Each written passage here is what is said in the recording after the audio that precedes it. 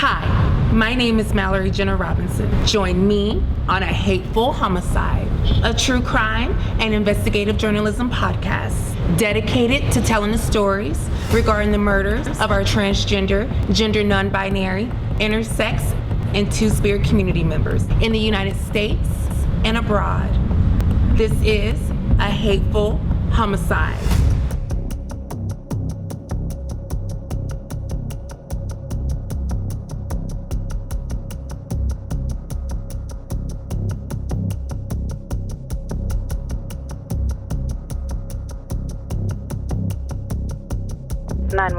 What's your emergency?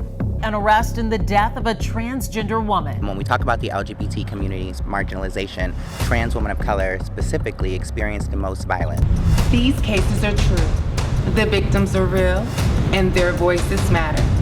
This is A Hateful Homicide.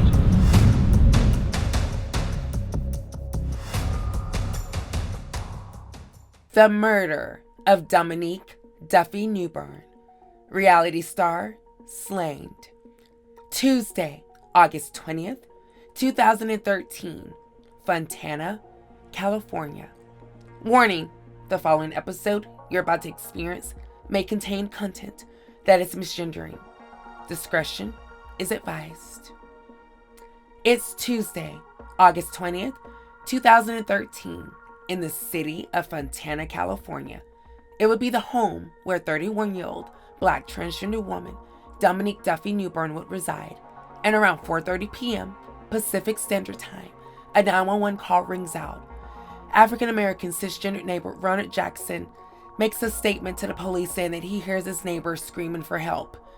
He immediately calls 911 and Detective Geraldine Everett comes out to the 7900 block of Bennett Avenue. Detective Everett knocks on the door of the unit and discovers the door unlocked, and as she and her investigative team prepares to enter the unit, what they discovered will leave even the most seasoned detectives shaken to their core in the city of Fontana, fighting for justice for the next decade to come. Welcome, my audience, to Season 5, Episode 3, The Murder of Domonique Duffy Newburn, reality star slain. This case involves attraction, love triangles, rise to stardom, and an unexpected and unsuspected ending. And as we continue to go through this case, we are going to hear from Domonique's best friend, executive producer of the reality show Hollywood Houseboys, Ryan Hope, and her friend and roommate, legendary artist and activist, Aaliyah Ann Daniels. They both are going to share their funnest times with Domonique. Domonique's rise to stardom on the hit reality show Hollywood Houseboys, her love story with Damien, and the details regarding her hateful homicide. But first, my audience, before we get into the hateful homicide of Domonique Duffy Newburn, let's take a moment and learn a little bit about the city of Fontana, California. Fontana is a city in San Bernardino County, California, United States. Founded in 1913, it remained essentially rural until World War II, when entrepreneur Henry J. Kaiser built a large steel mill in the area. It is now a regional hub of the trucking industry, with the East-West Interstate 10 and State Route 210 crossing the city, and Interstate 15 passing diagonally through its northern quadrant. So the city is about 46 miles east of Los Angeles. It is home to a renovated historical theater, and Fontana also hosts the Fontana Days Half Marathon and a 5K run. This race is the fastest half marathon course in the world.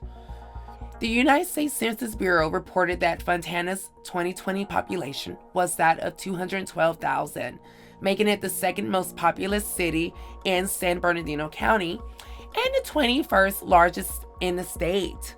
Let's dive back into the hateful homicide of 31-year-old Black transgender woman Domonique Duffy Newburn. This beautiful reality star, filled with promise, is all of a sudden snuffed out in the prime of her life.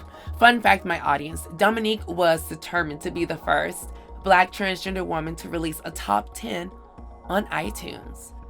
Detective Everett knocks on the door of the apartment of Ronald Jackson's neighbor, Domonique Duffy Newburn. She notices it appears to be ajar. As she announces herself before entering, what she discovers will leave her and her team shooken to their core for the next decade to come. Detective Everett and her team enters the apartment just around 4:35 Pacific Standard Time and noticed a gruesome sight, that of a beautiful young Black trans woman. They checked for a pulse, and unfortunately there was not one.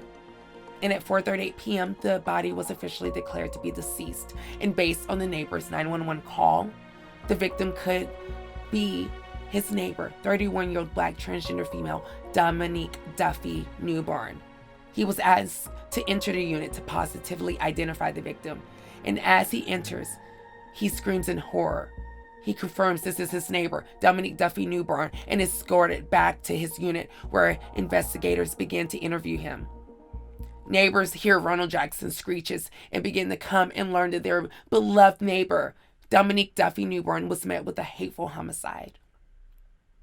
As the investigation into the hateful homicide of Domonique Duffy Newburn begins, coroner Tracy Winthrop arrives at the scene to begin her examination of the body to uncover what was the exact cause of death. And as Dr. Winthrop begins her examination, Detective Everett informs Officer Emilia Suarez to inform the victim's family. Officer Suarez begins to make the death notifications, and as Detective Everett and her partner, Detective Chase Vasquez, goes to unit by unit, interviewing neighbors regarding what they may have been an ear or eyewitness to this gruesome attack of this beautiful and young Black transgender female. Let's take a moment, my audience, and learn a little bit about Domonique in her own words. Hi, I'm Domonique Beckham. I'm 28 years old. I was formerly a boy, now I'm a transgender. My family does not know about this. They never have seen me, made up or anything like that. I have a lovely boyfriend named Nicholas. So how often do you guys have sex? Nick's not gonna want to miss my birthday party. Only because he doesn't like being around Gays. Why you say it like that? Like he doesn't like being around people of our kind. Me being a boy to a girl, I think it all started as far as like me playing with makeup, me liking boys, and I never really was attracted to per se like gay boys or feminine or undercover. I was not really attracted to that stuff. I was always attracted to straight boys who play basketball, who play football, who's trying to talk to all the girls. So I had to be like one of the girls. Welcome back, my audience. Domonique is truly a powerhouse, not only based on her transparency and vulnerability in life, but her willingness to be visible during an era I know all too well where unfortunately we are being segregated and silenced. Domonique dared to be the change she wanted to see. She had a life filled with hope and promise when on Tuesday, August 20th, 2013, the young 31-year-old Black transgender female was met with a hateful homicide.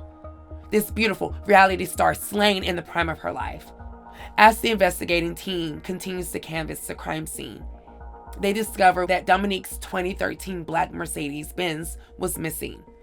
Detective Geraldine Everett and her team begins to search for the vehicle in hopes of uncovering any fingerprints or other forms of DNA evidence. As Detective Everett and her team continues their investigation, let's learn a little bit about Domonique's time on the set of Hollywood Houseboys. Hollywood Houseboys. From aspiring actors to semi-working models, Hollywood Houseboys opens the doors behind the daily drama of 3 young adult boys hungry for fame and their partners that support them monetarily. The Hollywood Houseboys are guaranteed to redefine the meaning of Hollywood drama and bring to you reality television with a twist. I think I smell. They do not look small at all. And me being a transsexual or going into changes, I have to take medication. As of now, I go over to Mexico to get all my mom. Are you ready? Go, not too far, go. She is putting her boyfriend in a very awkward position because she has told her boyfriend about this other guy. Why don't you want to go? Guys, I'm told you disgusted of it. No, but for real, why don't I want you to go? And he can't go anyway. He's not 21.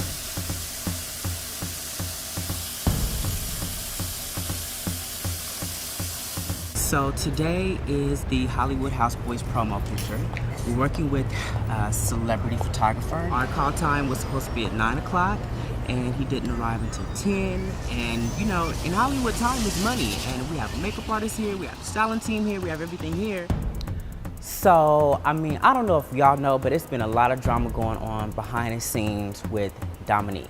Father's Day, Domonique sends Nick to go see his family, and he goes over there, she stays home, he gets drunk, 3:30 in the morning, he's not answering his phone. So Domonique ends up having to go see what's going on at his family's home. So she finds Nick in the bed with another girl.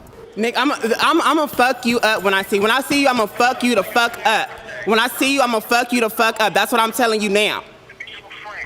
That's one thing I didn't say yesterday. Okay, so therefore, then you need your ass whooped, right? And she need her ass whooped, right? That's what the fuck you want, right? Hold up. I'm not gonna talk to you. I'm just letting you know, because I'm gonna make sure everybody at my motherfucking house to whoop y'all ass. You don't want to do that. Nicholas, you think I'm not a boy? Oh boy. My whole thing with her is you always have to make sure you look your best for your man. And Domonique transitioning from a boy into a girl, she still has to look her best at all times. And she has to continue now to upgrade her wardrobe to dresses and heels and bags and all that. Nails, toes, everything, if she wants to keep a man. Because she just got hit with a whammy. And the whammy is the girl that Nick left her for is pregnant with Nick's baby. How you doing? Hollywood Houseboys. Welcome back, my audience. As you witnessed, the set of Hollywood Houseboys was a set filled with fun, excitement, and surprises. But most importantly, a set filled with love. Ryan Hope, a recognizable figure within the entertainment industry, discusses his love story with his best friend and closest friend, Domonique Duffy Newburn, and how initially when she was featured on the show, he thought she was quote-unquote a gay boy being extra, but wasn't in the place at that time to completely acknowledge Domonique Newburn's gender journey. I had the pleasure of interviewing him regarding his own love story with his chosen sister and best friend, Domonique, the incredible and beautiful 31-year-old Black transgender woman who was found brutally murdered, beaten, and stabbed to death on Tuesday, August 2013. Let's take a look. We are here with her incredible best friend, executive producer of Hollywood Houseboys, where Domonique got her start, Ryan Hope. Ryan, welcome to the show. Thank you so much for being here. Thank you for having me. Absolutely. So please tell us a little bit more about yourself. Well, I'm Ryan Hope. I am a producer and a writer, and I live in Los Angeles, California. Myself and Domonique, we kind of grew up in the Inland Empire, and we both always just had aspirations of creating content together and working together on some type of project. And so Hollywood Houseboys was one that we started together, and I'm just happy to be here to be able to share Domonique's story and elevate her name. I love that. And so, Ryan, you know, this is really for you to have a moment to just share with us your fondest times with Domonique. Tell us about Domonique Duffy Newburn. Who was she? How did you two meet? You know, what was some of the good times? We would love to hear it, everyone. So me and Domonique, we met when we were in high school. High school. She went to Pomona. I went to Montclair High, but we started out dancing on the same dance team together. We used to dance for this dance team called the Cutie Pies. Come on, Cutie Pies. And so the Cutie Pies was a very well-known dance team that was really popular in Pomona and the LA area.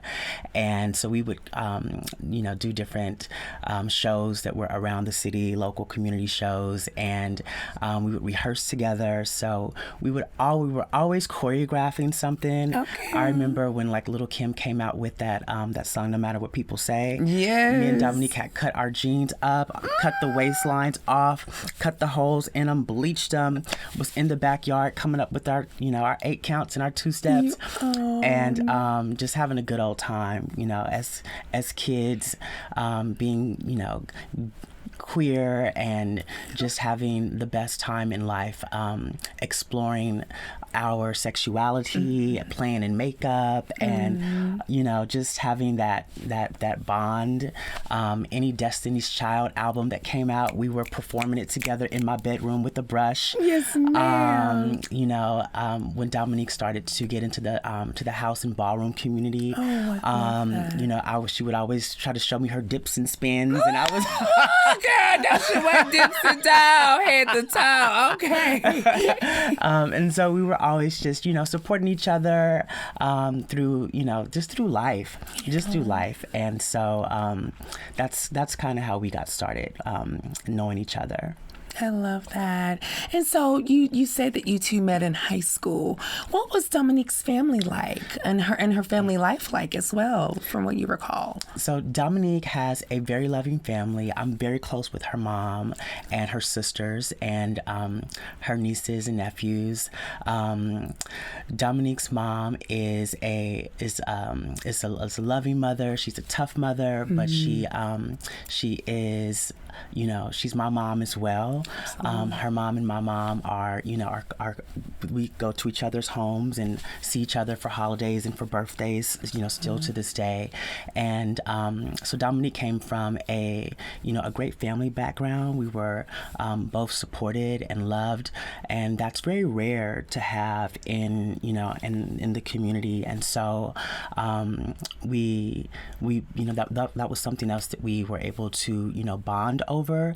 I didn't have any fear or shame, going to Domonique's house. And Domonique didn't have any fear or shame or anything coming to mine. And, our mothers just loved us just the same. And Domonique would call my mom Miss Maybelline. And so she would say, "Where's Miss Maybelline? Where's Miss Maybelline?" Or we'd be on the phone and talking, and she'd hear my mom come in the room or something, and she'd say, "Tell Miss Maybelline I said hi." So we had a very loving family background. I love that so much. And how are they doing with with these circumstances regarding the hateful homicide of Domonique Duffy Newburn? How have they handled all of this? How are they doing? It was tough. It was really tough, especially in the beginning, when we got the news of what happened.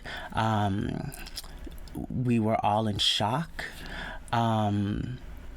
We weren't quite sure how it happened or what happened. There was a lot of questions at first.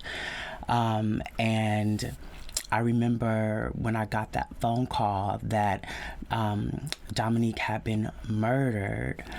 I was in LA, and Domonique was at the time, she was living in Fontana. Mm-hmm. And that week my car had broken down, and I just remember I had to get to Domonique's mom, and so I think I hopped on the metro or the train or something to get from LA to the Inland Empire, just to be there with family. And during that time they still had not caught who did it, and so there was a manhunt that was going on, and we weren't sure who it was or who they were coming after. So we didn't know if it was something that was more targeted, if they were looking for me or anybody else, or what was going on. You know what I mean? We were all just kind of under just kind of stressed to figure out why this happened, who did it, and we were just looking for a lot of answers. Absolutely. And with those questions that you all were posing, did you think that, and you mentioned earlier it possibly being related to you, did you all think that this could have been related to the Hollywood houseboys? We didn't know. Okay. And so we were like, we were thinking, because with Hollywood Houseboys, Domonique and I were very intentional about like how that show came about. And looking back on it, I regret like making the decision to put Domonique on a show titled Hollywood Houseboys. But Domonique wanted to get attention, and she said that she wanted to be the twist. The reality television with the twist. And if they saw Hollywood Houseboys but saw this beautiful black queen on the on the front, then they would be like, what? They would double take.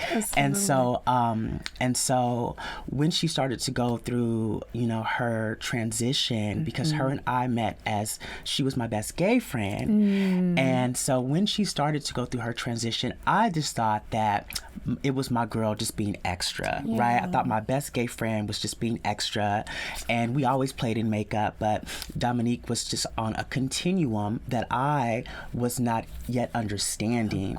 And so when we were starting Hollywood Houseboys, and she, so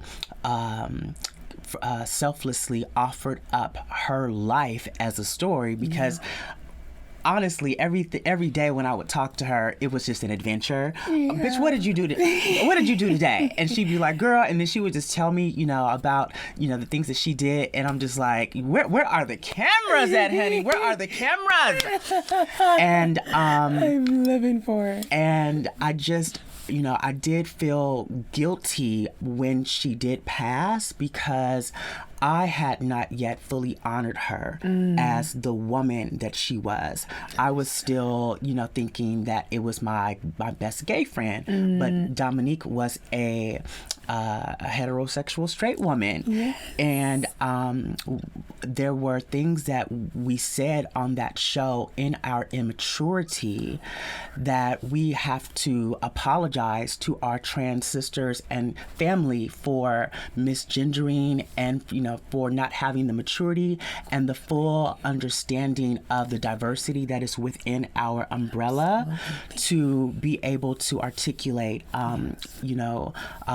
how we feel and how to address our sisters and brothers and family. And so when she passed away, I was very I felt a lot of guilt, and then a lot of people started calling about the project at that point, and trying to, Domonique would always say, what do I need to do to get eyes on this show? And she was like, do I need a scandal?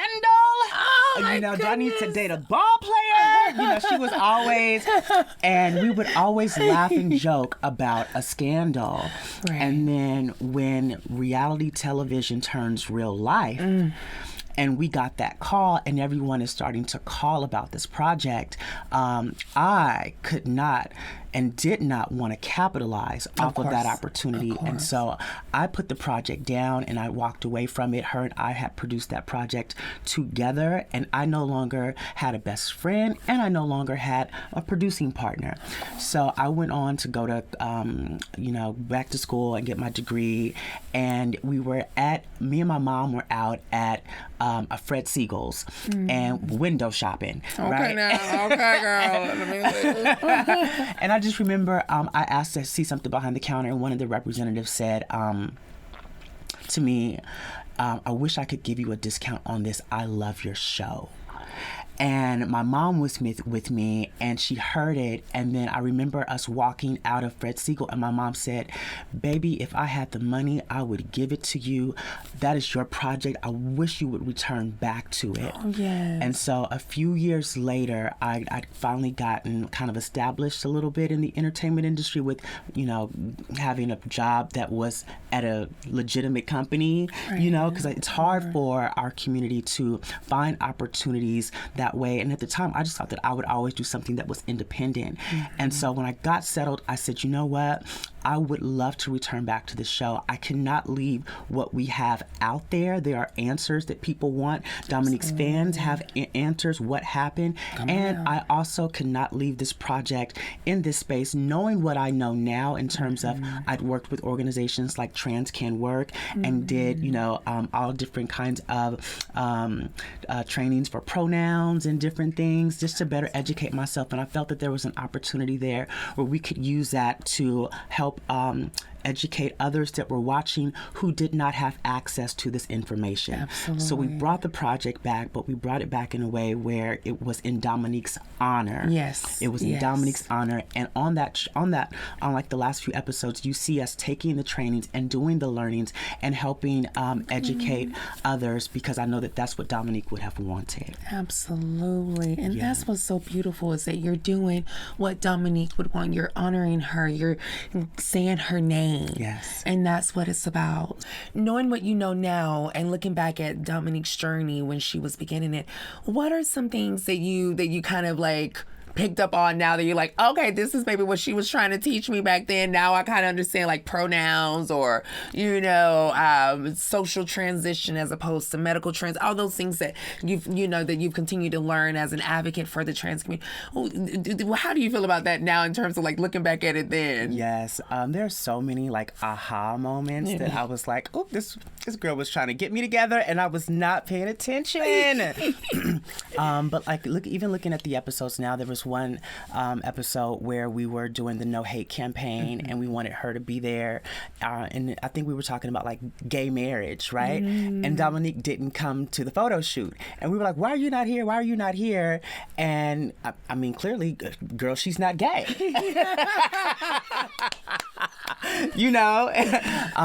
That was one. And then some things that I said on the show, I referred to someone, like Domonique was dating someone and he was dating a cisgender woman, and I referred to them as a real woman, quote unquote real, and that was also not the correct term to say.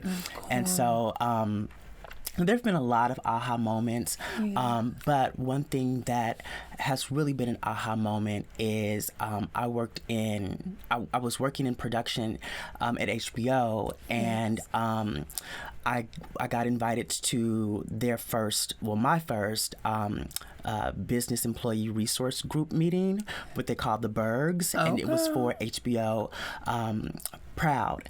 And so I walk into this room and I see all these executives, people that were executives all the way down to the interns who were there to support their LGBTQIA plus employees. I'd never experienced that. And I remember feeling so like they're celebrating their employees and they can be themselves and their authentic selves and bring themselves to work. Wow. And so I remember marching up to the co-chairs and saying, what can I do to support this? And they said, well, we need someone who is a community outreach lead. And I remember them giving me my assignments to, work with different nonprofit organizations. And what that meant for me, it changed everything. And I didn't even know about diversity and inclusion at the time. And so now they promoted me to the one of the co-chairs of the organization, and we're doing all these great things, and I'm bringing in Trans Can Work, and we're donating to all these organizations. And it felt like I looked up, and 3 years later, all the things that were on my resume were not a part of my job title. And so I knew then that I wanted to go into diversity and inclusion, and so that was all inspired by Domonique, and so a lot of the evolution that I've had in her passing has been things that have motivated me in her honor. Yeah, that's beautiful. I love that too, that everything that you're doing is to continue to honor Domonique's name. And this is truly the type of friend that you all want, my audience. Someone who is going to, in life and in death, continue to say your name and uplift your name. I understand that Domonique wanted to sing and be on iTunes, And so, please please tell me about like her singing, because you mentioned Destiny's Child. Aaliyah, when I interviewed Aaliyah, mentioned Destiny's Child and Beyonce and Janet Jackson. So I know she wanted to have be the first Black trans woman on iTunes, and I didn't know she was working towards that goal. Tell me about what that was like for her. She was. It was so funny because we would always try to be, we were always competing for who was the Beyonce of the group, and so Domonique did have hopes and dreams of being one of the first trans women that was on iTunes, and she had bought studio equipment, and we were writing, different songs and stuff together, and we were having a lot of fun with that. And she was really in a good space in life where she was able to, afford the things that she wanted. She had just bought a Mercedes. She was buying her studio equipment. She was living. She was coming into her authentic self, and it was so beautiful to see. It was so beautiful to see, and she's her chef. Yeah, and it was so just upsetting to see it all just come to a end so quickly and so senselessly, that it just took the wind out of all of us. Absolutely. And take me back to that Tuesday, August 20th of 2013. You all get the news. You head over to the Inland Empire. You're supporting, the family. You all are concerned about who could have committed this hateful homicide. And then you learn that it's an 18-year-old Black cisgendered man by the name of Dontier Powell. Had you ever heard of him before?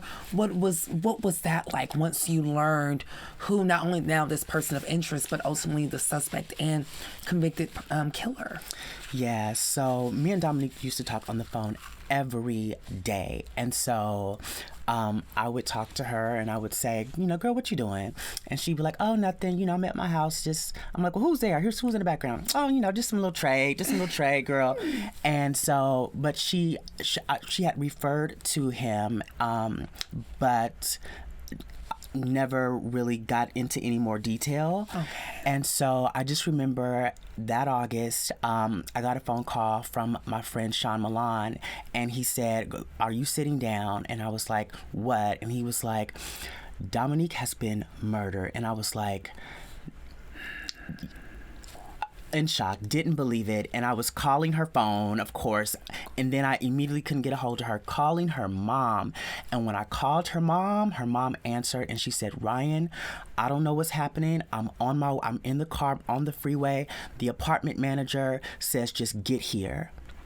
And I was like, oh my God. And so I was hoping that it was something that wasn't true, Yeah. And then I got out to the Inland Empire, and after I spoke to Domonique's mom again, she says, I'm here, but I'm behind the yellow tape and the police are inside. And I'm just like, we're just praying like let it please be a mistake. And then we found out that it was in fact Domonique, and at that point there was a manhunt that was going on for the person that did it, so we weren't quite sure who it was. And the manhunt had gone on for a while. I just remember every day on the news it was the headline, and that they were still looking for the person that did this, because they had not only had this person murdered her, but had robbed her. Yes. Robbed her. Yes, he did. And so we were like, who is this person? And so we found out later who it was. And then the funeral came, and we were, all just still trying to figure out, make sense of it. And then the trial came. Take us back to the trial. How was that, Ryan? So I remember I had graduated and I was gonna move to Atlanta, but I was waiting for this trial before I moved. And I remember my mom came to the trial. Domonique's family was there.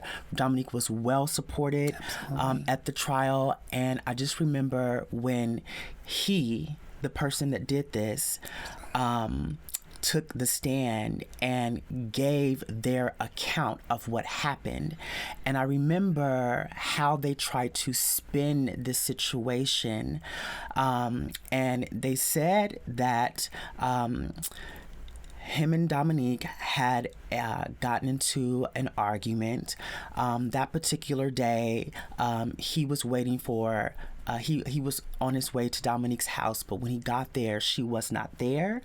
And it was hot. It was August. It was, you know, in the Inland Empire, and he was upset because he was waiting outside for her. But it was Tuesday, and on Tuesdays, me and Domonique went and got our Popeyes chicken, our 2-piece meals. Oh, yes, and come on, Popeyes. And so that's where my girl was. She was out actually getting some chicken for him. And so when she pulled up, he had an attitude, and they had gone inside, and he actually didn't even want to eat the food anymore. So Domonique had put the chicken in the microwave, and there are photos of them doing the investigation, and you can still see the reflection of the Popeyes chicken like in the microwave. It's just and so he had gone, and he had an attitude. Apparently he had walked into the bedroom. She was in the living room, and she heard him on the phone having a conversation, and he ended the conversation with "I love you." And so, and this is, I'm putting what he said in court together with I think Domonique would have done. So some of this is my own spin on what how I remember it and how I think it happened. But he ended a phone conversation with "I love you," and he said Domonique came in and was questioning him on who he was talking to. And I think he said something about I was talking to my dad. And Domonique, I think she didn't believe that that was happening, and so an argument took place. And from that argument, I think that Domonique probably told him to get out, because in that moment he had revealed that he was actually talking to another woman. And that would be 25-year-old Black cisgender female Jamie Nicole Cotton. Yes. Okay. Yes. And so I believe my girl probably said, well, you know, just get out. Right. And at that point, an argument broke out, and at some point a knife was introduced into that. And he stabbed Domonique. Domonique had so many stab wounds that there were more than one fatal stab wound on her body. There was more than one. She was stabbed in... Of course, take your time. And she died in the middle of the doorway. And so after he had stabbed her, he went and washed up and removed the television off of the wall, took his clothes, some of her clothes, different electronics, games Xbox and PlayStation game consoles, loaded up her car. And at this point, the neighbors are looking and asking what's going on, and he's saying, oh, nothing, go back inside. I don't even think he had a shirt on at that point. And then I guess he pulled off, and at some point he got down the street and came back because he had forgot the controllers. Ryan. Each time stepping over her body.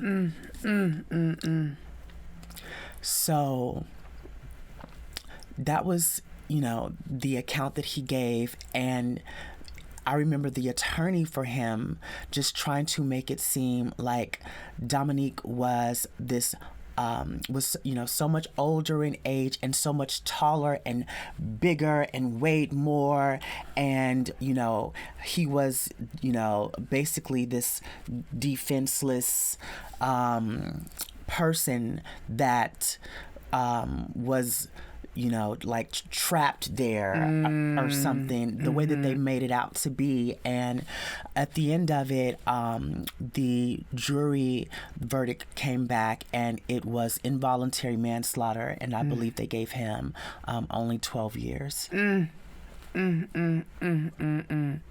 so is there a moment where you have thought about confronting this person, like going to the prison and having to sit down, asking those questions? Why did you do this? Why did you commit this hateful homicide on that Tuesday? What have your thoughts been about that? Yes. So I have not revealed this to anyone, but I did get in touch with him. Okay. Thank you for sharing that. And if you feel comfortable, whatever you feel comfortable sharing, how was that exchange? I got in touch with him, and I was truly in shock when I got the collect call from the prison. And he knew who I was. And I told him that I did want at some point to have a conversation on what really happened. Right. And honestly, I might have had one or two calls, and then I kept thinking about it, and something in me just could not go there. And so I haven't had any more communication, but they have tried to reach out to me recently. Okay. And I just don't know, honestly, if that is the smartest thing to do. So I have since moved. Good for you. Because I think that they did have my an address to where I used to live, and I just don't know what's to make of that. And so that's as far as it went. Okay. And again, thank you for sharing that. And I know that it can be uncomfortable. This has been very, hard. It's been 10 years later. Yeah. It's been a decade since Domonique has been gone.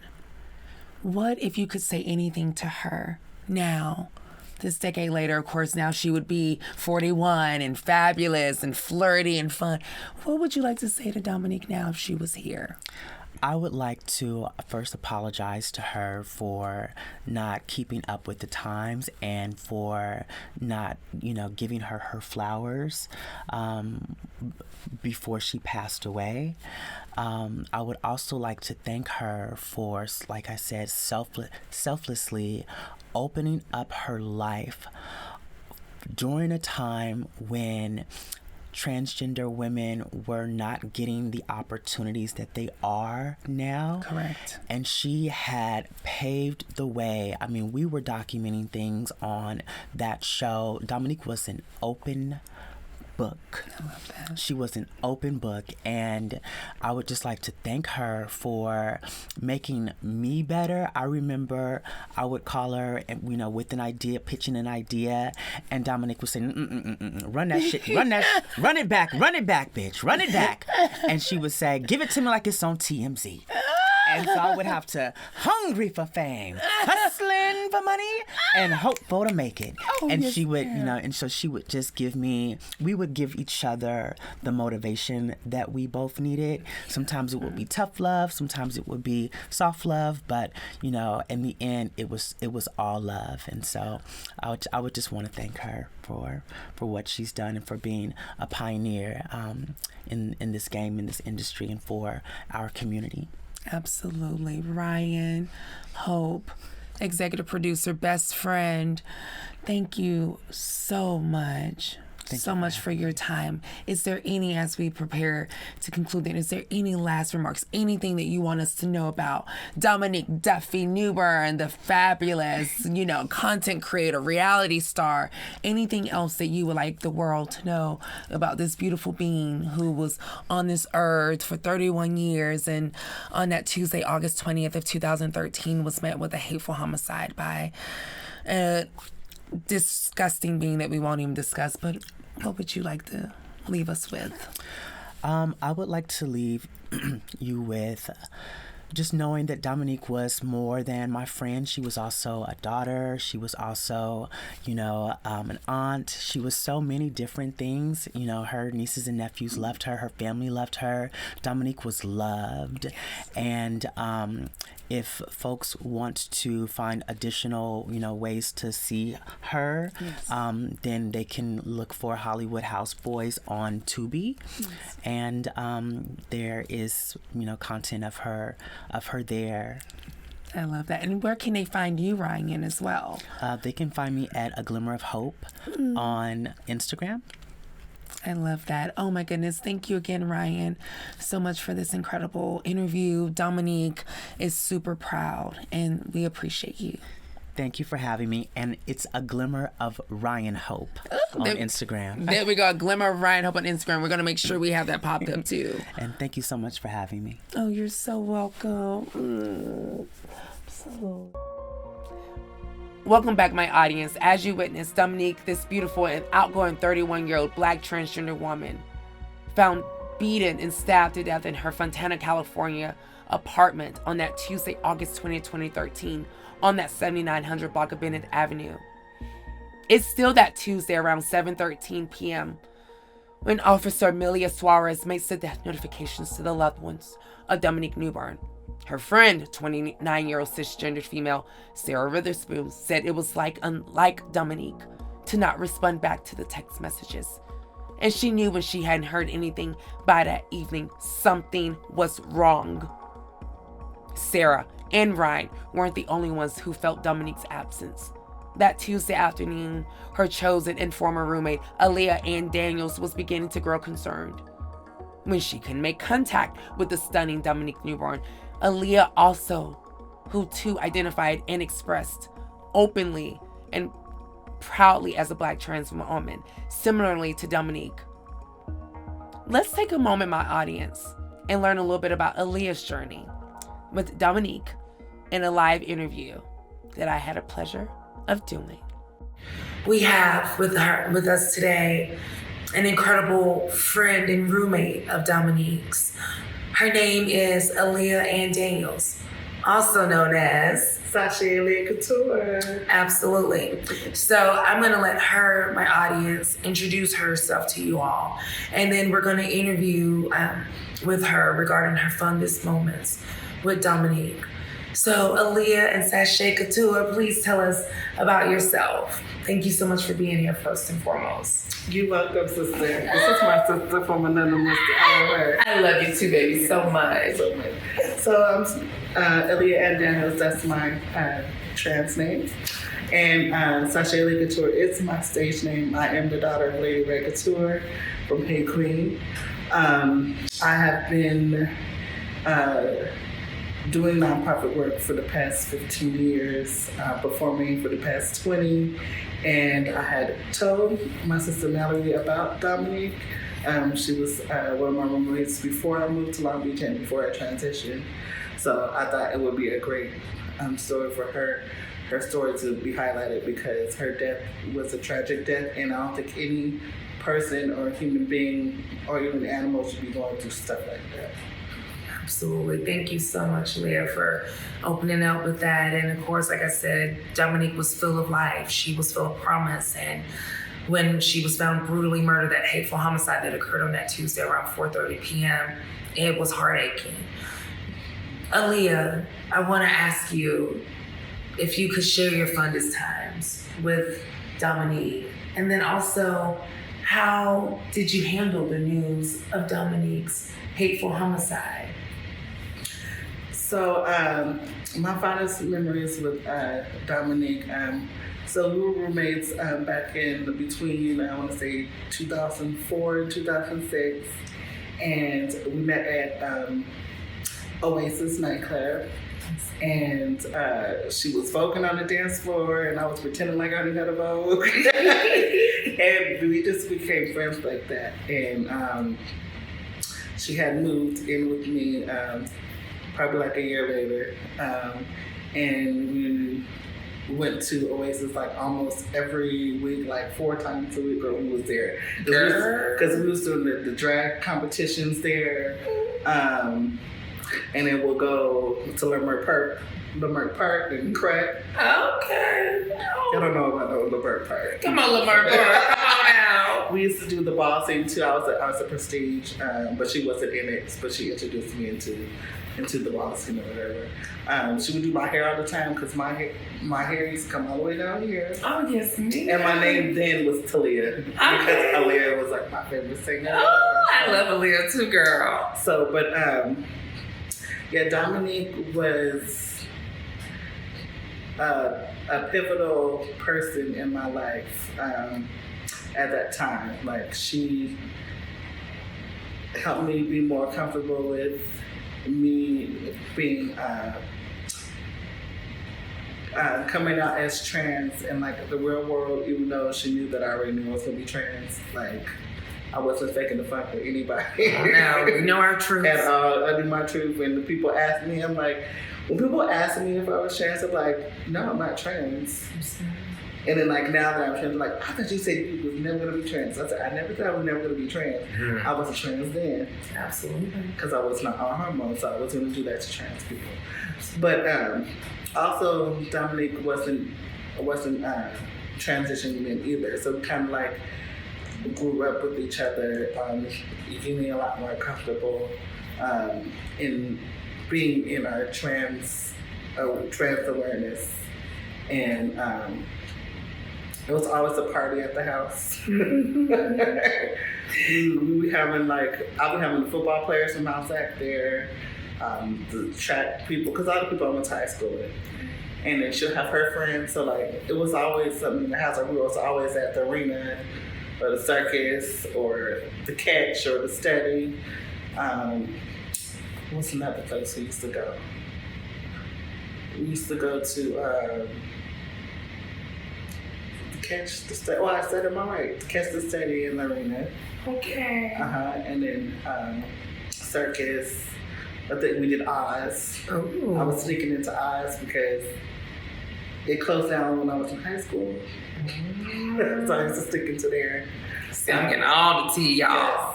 Yes. But when I found out about her death, I was actually coming from Hamburger Mary's, where I worked at the time in Long Beach, and turned on the news. And I didn't see it yet. I was on a different channel, and then my aunt was like, I think you should turn on, I forgot what channel it was that she showed me. And she's like, your roommate's on there. And I was like, huh? I said, you talking about Red? No, Domonique. And I looked, and it said the headlines, and I was like in shock. Like, I was not expecting that, because I had just talked to her like a year prior, and I was like telling her that I was happy for her TV show with Ryan, and we just like started chatting again. We had left on bad terms, but we still was like talking. Like, we were still like, she would check up on me, I'd check up on her, and then she would just tell me how proud she was of me, being in my transition. And so it was good. It was a good. The last time I talked to her, it was good. It was like all the time. And so when she passed, it was hard because I didn't know how to handle it. So I was sad. But if my mother, Lady Ray, wasn't there to snap me out of it, because like usually when I lose people close, like I kind of get in like this depression type situation. I understand. But I was more worried about her family, like, and Ryan. But I had no way of getting a hold of her parents. But I talked to Ryan, and Ryan was, upset too. I think he had messaged me too about it, but I already had knew. So I'm trying to remember. I think he did message me about it, and I really felt like I found out. Yeah. Oh, sister. Did you ever get in touch with her parents? Okay. And I was like, prior to, so how many years total did you know Domonique? I knew Domonique, I want to say 3 years. 3 years total. 3 years total, yeah. Before she had met her hateful homicide. Yeah. Did you know anything about her relationship with the perpetrator, Dontier Powell? He was an 18-year-old black cisgendered male. He was the one who was seen fleeing the home on that Tuesday afternoon. The only thing I knew was what the news had told me. Because Domonique was very private with her relationships. Unless you live with her, you would know. So she really didn't, because she didn't like people in her business. I understand that. So, from living with her. But yeah, I didn't know who this person was, and I was just like, why would you do that? And think that you're not gonna get caught. No. Did you attend the trial? No, because I didn't know where anything was. I don't know where the trial was. I don't know where the funeral was. I think because I probably wouldn't have went for the simple fact that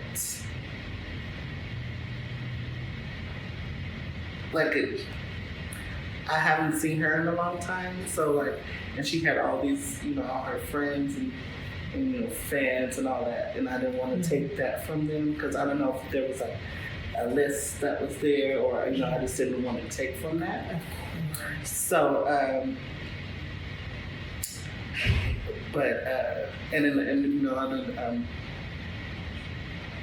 I don't want to cry either, because he was mourning. So I just had my own little personal time, with her. How did you overall come to terms, or do you feel like you have come to terms with the passing of Duffy's death, Domonique's death? I'm at peace with it, but I'm still angry, because she didn't deserve that.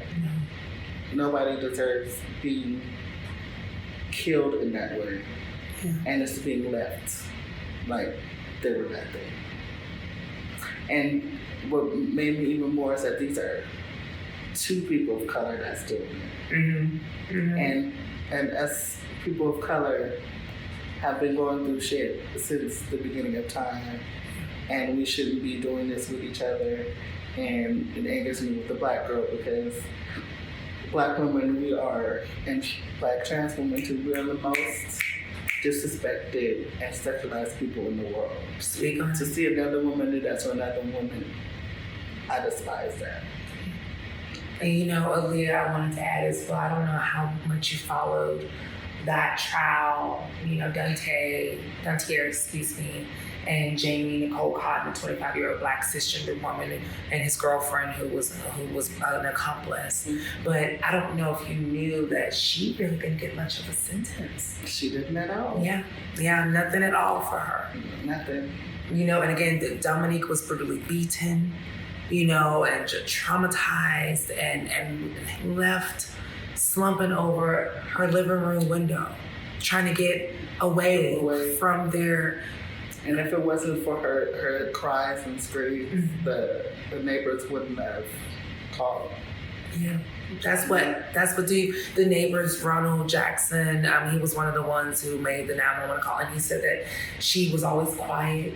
She was sweet. Very quiet, very sweet person. She didn't get into drama with nobody. Yeah, she was very to herself, I know you two lived together. Did you know anything about Domonique's romantic life? What was she like in terms of, was she like a no nonsense when it came to dating? Oh yeah, she was very no nonsense. The guy that she was with at the time when she was living with me, she would put him in his place. She was like, we be at Oasis and he'd be walking around there. She'd be like, what are you doing? Oh, I'm just dancing. Why are you dancing about him like that? You heard it here, folks. And also one of the things too, I don't know if you knew this about Domonique as well. I know that you said you had mentioned that you two would check in periodically, after you two had stopped living together. But she was really hoping to have a top song on iTunes. She was, because she would sing all the time in the house. I heard her sing before, so she could sing. Okay. And I knew she wanted to do something. But of course didn't have the funds to do something like that. So yeah, I'm kind of. Did she have a favorite artist? I know for you mentioned Aaliyah, but what about Domonique? Was there anyone that inspired her? You recall any artists that she would be playing in the shower, singing to, maybe one more than the other? Not really, because we would listen to the same type of music, so I don't know who her favorite. I know she didn't like Beyonce and Janet. Okay. Lady after my own heart, so did I. So from then, I would probably say that who was current was probably Beyonce and Janet. Okay, good to know. Two after mine as well. If you could say anything to Domonique now, it's been over 10 years since her Hateful Homicide back on that August 20th of 2013. What would you want to say to Domonique? That I'm proud of everything that you accomplished. Despite of what opportunities, you've always been a positive friend in my life, so that never changed after we moved from each other. And you were one of my first trans friends before we even, before I transitioned and before you transitioned. And he was always Domonique to me. So, yeah. I love that. So I know Domonique was also an aspiring reality star. And so for me, I think one of the things that I would want to ask as well is in terms of her ability to become a reality star, what was her hopes and dreams for that? So I didn't know she wanted to become a reality star. I think Ryan said, hey, there's a project that I want to do and I think you should be a part of it. Because she's never really told me that she was I know she had dreams to be she wanted to be famous in some type of way. Yeah. But when I seen the show, I was excited. She looked beautiful. I love that. I love that, she really touched your life and so many others. You mentioned a lot of places that you all would go to together, but was there a group of friends that you all kind of collectively hung out together, a little crew? So it was me, Ryan, David, Khalil, and then there was so many of us. Shay, Echelon, Sparkle, Lord. Sister, the list goes on and on. Because our thing was, after the show, I'll go to Denny's and then we'll go to the Mustang. Girl. Did you hear about the Mustang? This was before my time, before I came to Los Angeles. Audience. This was a arcade, or video arcade, porn. So they had this rooms where they had glory holes and stuff, so the boys would go in there. So we'll just go in there and just watch people. I don't know why we did that shit. It was just fun. We wouldn't do anything, but we would watch other gay boys do other stuff. Mm-hmm. And then I remember distinctly, we went to watch and we were just giggling. Well, I'm giggling. And then the guy grasped. I was like, I gotta go. I was like, I'll see you over there. Thank you, next. because that's not the type of girl I was, but which is fun watching. There's nothing wrong with it. Hey, we all have what we have, honey, you know, and we like what we like. And so when no one yucks anyone's yums on a Hateful Homicide. And then we'll go to Lamar Park and we'll crack and just watch, like, because we like the Thug Boys back then, so it was like, me and like the DL, black men over there, dangerous as fuck, but we didn't give a fuck. But yeah, those are some times. I love that, you know, and I just want to say as well, you know, I just want to clarify too that the guy who committed this hateful homicide of Domonique, Duffy Newburn, this beautiful 31-year-old beautiful Black transgender woman, was not her partner. This was not a case of intimate partner violence. This was someone that she knew, someone that she had been, you know, in shared space with. But unfortunately, he did play on Domonique's kindness. And he went over there under the ruse of hanging out, spending time together. And then him and his girlfriend viciously attacked Domonique. And so, of course, he was sentenced to 30 years to life. What do you have, you mentioned earlier about being angry. If you could, you know, you have a message for Domonique, what would be your message for then 18-year-old African-American cisgender Dontier Powell? What would be your message to him since he's been now sitting in prison for over 10 years for this hateful homicide? And he has 20 more to go at least before he's eligible for parole.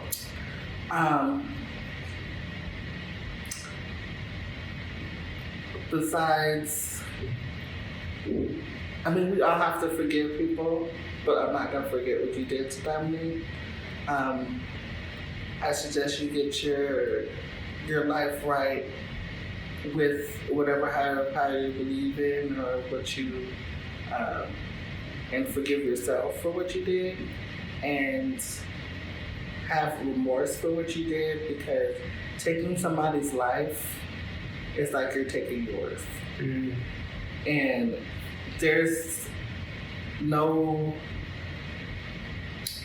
that can happen to you on this earth that would repay what you did to Domonique. But karma's a bitch and she's real, and I'm gonna let the Lord handle it, because the Lord can do way worse than I can. Absolutely. So watch out. Oh, sister. Any last remarks, anything that you would like to add in terms of just your own experience with Domonique? Is there anything that you want to share? Tell us more about the work that you're doing, anywhere that we can follow you on social media, how we can continue to uplift beautiful trans women of color, especially our Black trans women. Domonique is no longer with us, but we both are here, and we want to continue to make sure that we not only uplift Domonique, but those others who are still here. So please tell us more how. First, I want to say, me and this girl got awards for our trans work through the Imperial Court. Hers was from the LA Imperial Court, mine was from Long Beach Imperial Court. And from the same person, Mother Karina, she gave us the Karina Award.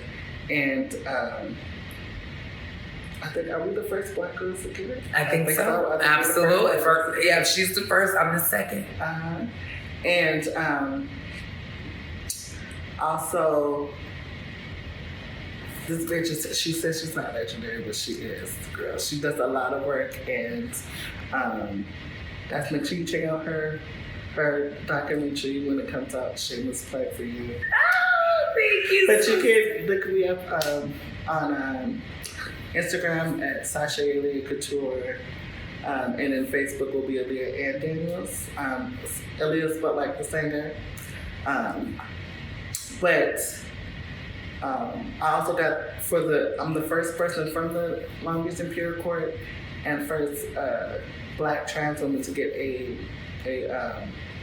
humanitarian award from the City of Long Beach Trans Advocate Award. See, told you, legend. But it's because of all the volunteering I've been doing in the community, and I think that everybody should give back to their community at some point, and spread awareness for us and keep us in your prayers, because we may live in a place where we're safe, but we're still a target. Absolutely. Everywhere we go, we're a target. So just when you see a Black trans woman out there, just say, "Hey, sister, how you doing?" You know, because that's what we need. Because everybody's always attacking us in some type of way. Like, they give us the angry Black woman thing as well. Yeah. You know, it's not angry Black woman; it's just the mama. Yeah. Like, don't mess with it. Okay, we don't Black. You know. I love you so much, baby. I love you. Thank you so much for being here. And when I tell you all, please follow my sister Aaliyah. She's incredible, beautiful spirit. And we will also be getting ready to do some more Imperial Court work in Hawaii. So stay tuned. I'll give you all an update on that within the next episode or two. But did you want to share anything with Ryan or say anything to him? Ryan, I'm sorry I couldn't do the interview with you because I have to fly to Hawaii, but I love you and I miss you. And let everybody know what type of person Domonique was and the fabulous woman that she is. I love you, Ryan. Thank you all. We'll be back. Welcome back, my audience. And as you witnessed, Aaliyah's love story to Domonique was very profound, and they will always be sisters. And as we return to the case, Dr. Tracy Rentham informs Detective Geraldine Everett that the cause of death for this reality star slain is due to blunt force trauma to the back of the head with a cylindrical object such as a hammer, and several sharp force trauma injuries to the chest area. As Detective Geraldine Everett processes the news behind her report and continues the investigation into the hateful homicide of 31-year-old Black transgender female Domonique Duffy Newburn, who was discovered brutally murdered inside her Fontana, California apartment on the 7900 block.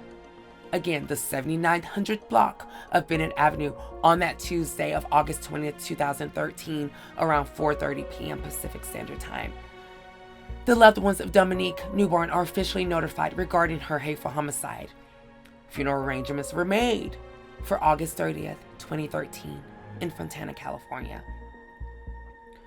Domonique Duffy Newburn was born in 1982 to loving parents who ultimately separated just before she entered kindergarten. Primarily raised by her mom in a house of siblings, Domonique Newburn was truly a remarkable being. She didn't begin her gender journey until the year 2000 at the age of 18, exploring makeup and other aesthetic techniques for the next 10 years. The young beauty would continue to pave the way by befriending Ryan Hope and other queer community members.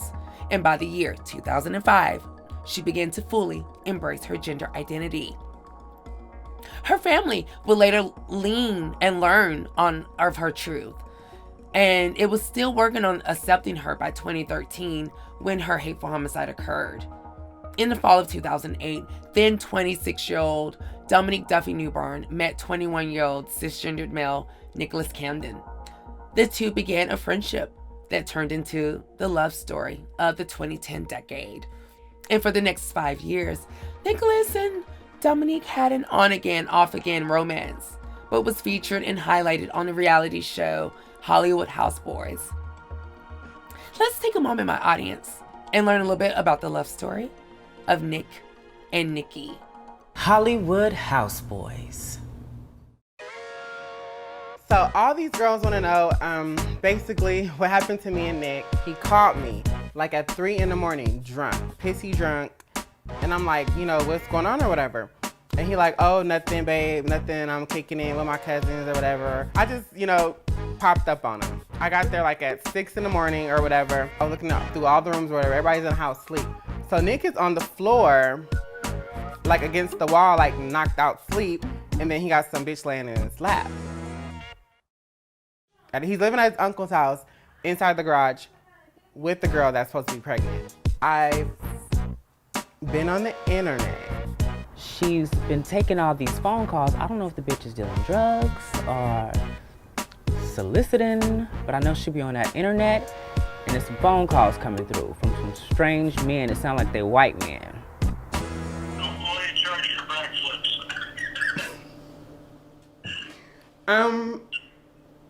Probably 200. Like, okay. Let me get closer to you and give you a call. Let's see if we can hook up. That's fine, sweetie. Just, I'll be available. Welcome back, my audience, and as you witnessed, Nick and Nikki's love story certainly came with its fair share of challenges, but their love story transcended over time. And as we dive back into the hateful homicide of Domonique Newburn, this beautiful and outspoken 31-year-old Black transgender woman who was discovered beaten and stabbed to death on Tuesday, August 20th of 2013, this beautiful reality star full of promise and hope, she was met with this hateful homicide, officially declared dead at 4:38 p.m. Pacific Standard Time. As Detective Geraldine Everett continues her investigation, she learns from Officer Emilia Suarez that several eyewitnesses saw a cisgendered Black male loading items from Domonique's apartment just before law enforcement arrived onto the scene. And they admitted they felt uneasy confronting the 5'8" Black cisgendered male. They did notice an unidentified cisgendered female in her 20s standing near the crime scene. But neighbors didn't recognize her, but described to the Detective Everett and Officer Suarez that she fled with the suspect. Officer Suarez runs the license plate of the victim, that is 7AAY925. And Detective Everett and her team were quickly able to identify the abandoned vehicle belonging to that of 31-year-old Black transgender female Domonique Duffy Newburn. The crime scene analysts conduct some forensics investigations and are able to find DNA evidence linking 18-year-old cisgendered male Dontier Powell to the hateful homicide of Domonique Duffy Newburn. Powell is brought in for question, and he reveals he first came in contact with Domonique, or Duffy as he knew her, around 2012. He admitted to being transamorous and learned about her visibility on the upcoming reality show, Hollywood Houseboys. He used that as a ruse to get Newburn's guard down. He would admit to Detective Everett the two met several times before the hateful homicide and how he was laying down this foundation for her to trust him. He admits confiding in his partner, 25-year-old Black cisgender female Jamie Nicole Cotton, and how she allegedly only knew he was borrowing Domonique's Mercedes, and not that of the hateful homicide that he would commit of the 31-year-old Black transgender female Domonique Duffy Newburn, again, who was discovered beaten and stabbed to death, hanging out of her living room window, trying to flee from this violent and hateful attack. Detective Everett enters investigation room 11 and reads person of interest Dontier Powell of his Miranda rights. He initially denies any interaction or involvement with Domonique Duffy Newburn, but when he is confronted with the fingerprint and DNA analysis, and conducted and proven without a reasonable doubt, faced with this overwhelming amount of evidence, my audience, the 18-year-old Dontier Powell ultimately was convicted and charged of the hateful homicide of Domonique Duffy Newburn. This beautiful reality star slain. So, the Hollywood lifestyle isn't for everyone, especially those of the trans experience. And as we prepare to begin to conclude this case, let's learn about other trans women and trans femme individuals as they share their thoughts regarding their time on reality TV. When I was living stealth and I came out as a proud trans woman and I started writing about my story, I was like, I need to make some extra money. A friend of a friend said, I know this restaurant served that's hiring. So I applied and met Lisa. Then I started working there. And then like 3 months later, the cameras started coming in. Do you feel that your representation on the show has been true to your experience as Billie Lee? I mean, I think it highlights the negative parts of Billie Lee. You make yourself feel better, and it's pathetic. Come on, You're pathetic. Come on, You're let's not do dismissed, this. bitch. Come on. I'm the only trans person. And you know, we just filmed the reunion. I'm looking around. Besides Andy, the people on my show, there's not one LGBT person and there's not one person of color. Vanderpump, it's a reflection of what's going on in America.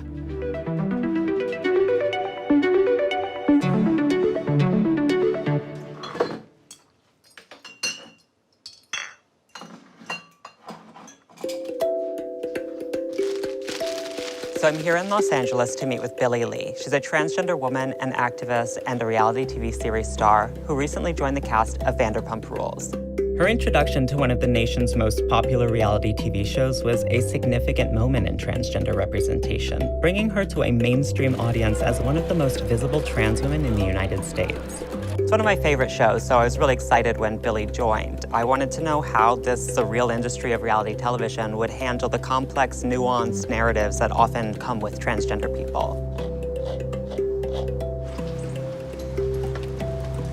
Hello. Hello. Hi, Oh my it's so good to God, meet you. You too. Come in. Well, thank you so much for having me. Yeah, of course. Come in. So cute. Everyone has a poster board of themselves like this. First of all, it was like hiding in my room. I don't normally Love it here. Thanks. My friends Tom and Ariana lived right here in this building behind me. From the show? Yeah. Are you guys close? Yeah, we're actually really close. Well, that's cool. I mean, it's good that you have people who support you and are real friends, because I feel like the show does feel so real. You're really working there. You're actually friends. And it's hard because sometimes you are scheduled. It's work. You're scheduled with people you don't get along with. Right. Did you expect that you were going to find yourself as like one of the more visible trans women in America? Because so many millions of people watch Vanderpump Rules. Yeah. Like, it's not a niche show. It's been a challenge for me to be visible because I really do appreciate my privacy and I appreciate my alone time. It's also not having control over, like, you can live your life, but then you have no control how people edit it and how people view you. Welcome back, my audience. And as you witness, there's still a lot of work to be done when it comes to our TGI2+ communities being fully welcomed into the world of reality TV. When Officer Amelia Suarez makes the death notifications to the Newburn family, they are left with an emptiness like no other.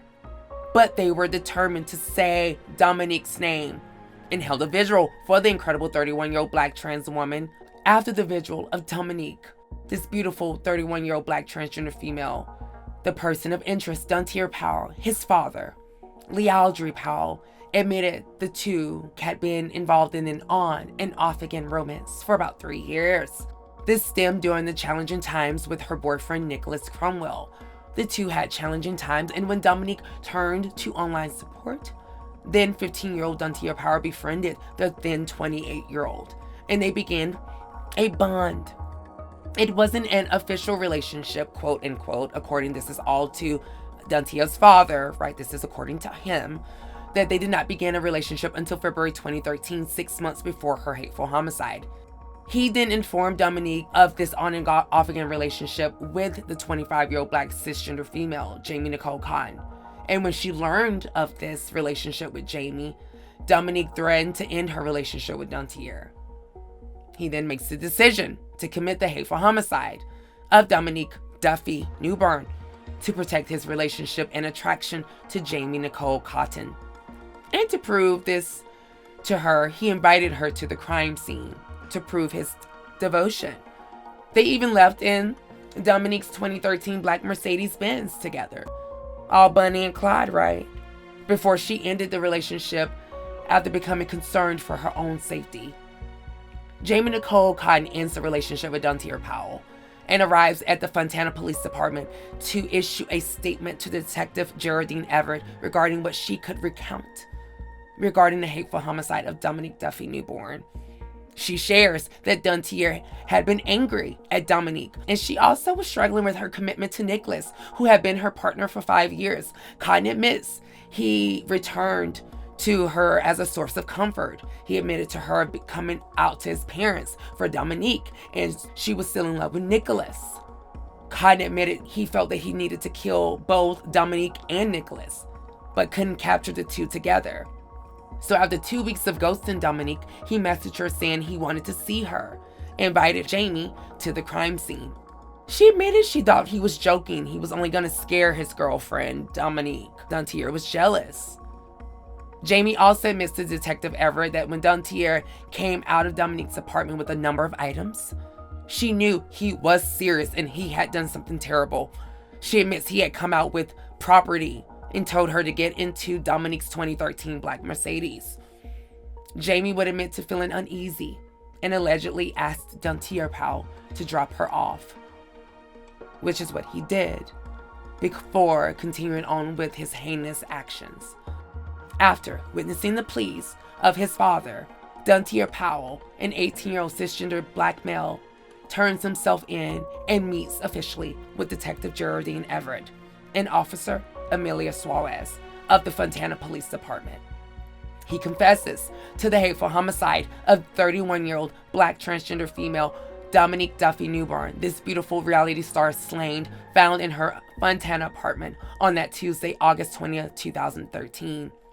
He admits to being enraged that, according to him, Domonique couldn't choose between him and Nicholas, and it made him angry. He did confess that due to his age, he was impressionable, admitted if he was more mature, he would have found another way to get back at Domonique that didn't include murder. But admitted if he couldn't have the reality star, then no one could. He was ultimately convicted in 2016 after a 6-week trial. The second-degree murder of 31-year-old beautiful and phenomenal transgender woman, Domonique Duffy Newburn. This incredible reality star slain in the prime of her life. Her parents and other loved ones stated how her death has hurt their hearts. So in conclusion, we remember you, Domonique Duffy Newburn, born 1982 and resting on since August 20th, 2013. We remember you yesterday, today, tomorrow, forever, and always. Thank you so much, my audience, for tuning in to Season 5, Episode 3, The Murder of Domonique Duffy Newburn, Reality Star Slain. Please follow us on our social media, audio podcast platforms, and YouTube. We will be featuring Season 5, Episode 4, The Murder of Robert Eads, Southern Discomfort, in a few weeks. There will be a special T-Door 25 episode coming up, so stay tuned for that. Again, thank you so much, my audience, and we appreciate your continued love and support. Until next time, take care. And bye-bye.